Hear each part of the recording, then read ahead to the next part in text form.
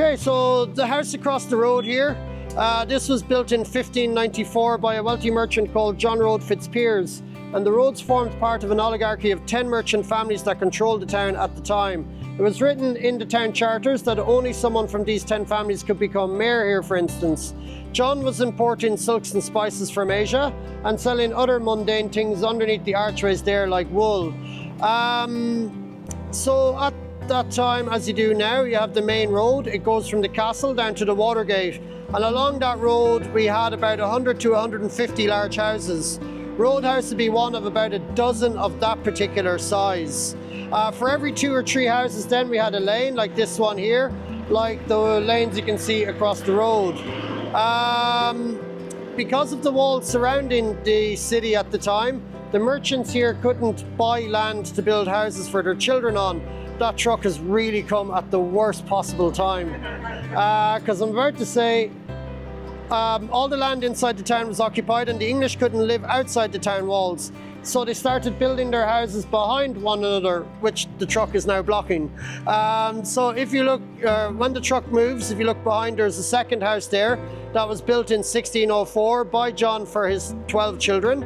And in 1610, he built a third house that you will be able to see behind that.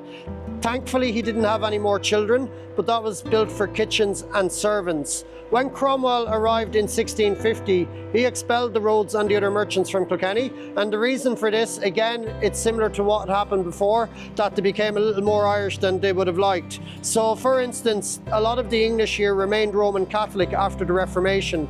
When Cromwell arrives, he expels the merchants from Kilkenny and gives those houses to his own soldiers and supporters. So I think somebody said they were from Georgia.